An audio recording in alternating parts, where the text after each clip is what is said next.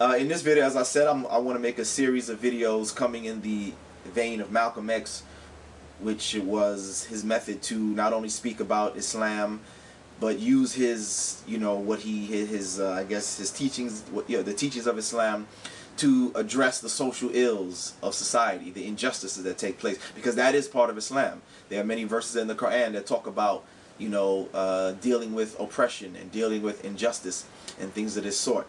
So I want to speak about that. And this is a message to young Latino and Hispanic men, especially when you get stopped by the police.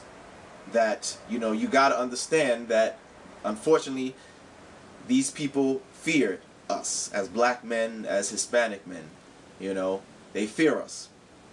There's so many incidents where, the Trayvon Martin case, of course, this wasn't an officer, but this was a wannabe cop trying to patrol the neighborhood, and the young boy is just walking home and he's unarmed, and we see what happens. There's a fear of us, whether we're doing something wrong or not.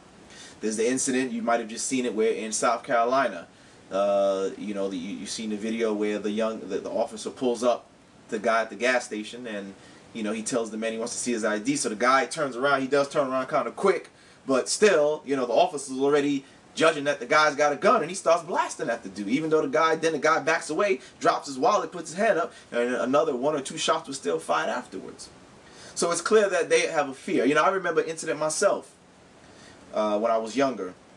I was already an adult by this time, but I remember I was walking down the street in Brooklyn on Atlantic Avenue. Actually, I was heading towards where I was training with martial arts. And just walking, just me and another brother, and the brother that was with me was a Caucasian brother. So we walking down the street, and there's a cop, in the city, New York City, they cop what they call the beat cop, the cops who are on foot patrolling the neighborhood.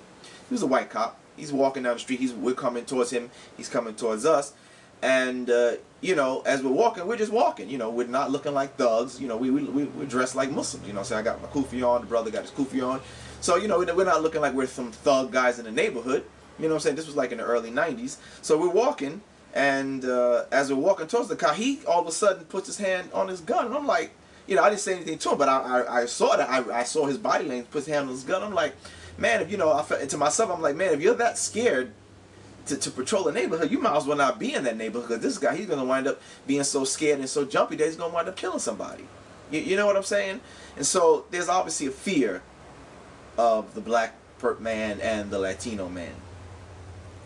Because we are the ones who are getting, shot like this more so than any other people. We're the ones who our wallets are mistaken as guns. Our cell phones are being mistaken as guns. And, they riddle us with shots. So clearly there's a fear. And that, of course, that fear has always been there throughout American history. They've always feared us for some reason, even though they've been the ones that have been the brutalizers, the thieves, the murderers, the genociders, but yet they have the fear of the others.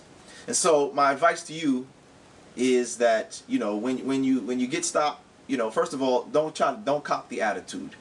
Don't cop the attitude, because you got to understand who you're dealing with. You see what I'm saying? Don't give them any justice. I'm not saying that you got to go out like a punk or nothing like that, but be a man about it, but be cordial and respectful. Don't give the beast any reason to turn up on you. Number one. Okay? The second thing is, like, if you're getting stopped, you're in your car or whatever, this is what I do. When I get stopped, if times that I've been stopped throughout my life, put your hands on the steering wheel. If your license is in your wallet, or whatever pocket's in, if your insurance card, your registration's in your glove compartment, before you move to get it, ask the officer, first of all, tell the officer where it's at, and then ask the officer, can you get it? Don't make any sudden moves without letting them know. Don't make any sudden moves without letting them know what your next movement is. Because again, like I said, you don't want to give them any excuse. Although sometimes they don't need an excuse, but at least you can know that you were in the right. Say, officer, my license is in my pocket. It's in my jacket. Whatever. It's laying on the seat. It's in the glove compartment. Can I get it? Can I get it? Don't just move and get. Can I get it? It's here. It's there. Whatever. Can I reach for it? All right. And then when you reach it, I'm reaching for it. And then you do that, because you got to understand who you're dealing with. And there's clearly a problem with all these videos that we've seen, that if you've seen them, of police brutality and misuse of force, unarmed people getting shot. So clearly you got to understand who you're dealing with. Okay, so keep those points in mind. I also recommend that there's a lot of videos online now from lawyers. Now make sure you get it from somebody who's an expert in the legal issues, about how to deal with the laws, about, you know, whether you have to show your ID in whatever state that you're in. Is it required for you to show your ID? You know what I'm saying? About not letting them, you know, they don't have the right to search your car unless they have a warrant, things like this. You know, so brush up on these laws. And again, if you're going to exercise those rights, make sure to do it with the utmost respect, because, like I said, you don't want to give them any excuse. Now, you may have seen these videos. A lot of times I see these videos where a lot of white guys are doing it, and, you know, so they seem to get away with it, and the officer lets them go. And I seen black people. There was one where a black woman, she tried it. The one where, like, they lowered the window, but so far, you know, the cop respected the guy. He's like, all right, you know, whatever, and he didn't give any problem. The black woman tried it. The end result was she got her window busted. So a lot of these things, unfortunately, we may not be able to try like these people, because there's already, you know, it might be that prejudice already. They feel that you're, you know, challenging them, and of course you're a black person, you know, you don't have no right to be challenging them. So, or you're Latino, you have no right. Although these might be your rights, try, you know, exercise them with caution, because we unfortunately may not be able to get away with some of the, even though we're in our right to do so. Even though we're in our right to do so, unfortunately, you know, a lot of these people have that rule of law, which is an old rule from the Dred Scott case, where, you know, it says that a black man has no rights that a white man needs to respect. And unfortunately, it seems like when it comes to the police officers, a lot of times, you know, they seem to exercise that position that, hey, we don't have any rights that they need to respect. In the past decade alone, these men and hundreds of others have lost their lives to police. Local police report to the FBI killing at least 400 people a year. From 2006 to 2012, a white police officer killed a black person at least twice a week in this country. Which brings us back to Ferguson, Missouri, where, according to a report in the Daily Beast, in 2009, police officers charged a man for property damage because he bled on their uniforms while they arrested him and allegedly beat him bloody.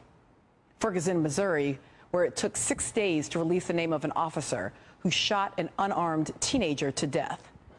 Ferguson, Missouri, where police released images of someone who might be Michael Brown involved in a store robbery, and then hours later said the robbery had nothing to do with why Michael Brown was stopped by the police officer who killed him. Ferguson is just outside St. Louis, Missouri, the place where, as historian Blair Kelly reminded us this week in The Root, Dred Scott sued for his freedom on the grounds that he and his wife had for many years lived in a free state. His case eventually went to the Supreme Court, and in 1857, Chief Justice Roger Taney declared that Scott had no right to sue because, as a black man, he was never intended to be an American. Speaking on the clause in the Declaration of Independence that all men are created equal, Taney wrote, quote, "It is too clear for dispute that the enslaved African race were not intended to be included and formed no part of the people who framed and adopted this declaration." Taney went on to say that black men had no rights which the white man was bound to respect. No rights which the white man was bound to respect. No rights which the white man was bound to respect. No rights which the white man was bound to respect. So if you're going to exercise it, do it with caution. But like I said, brush up on these, watch these videos from lawyers, not from people just talking.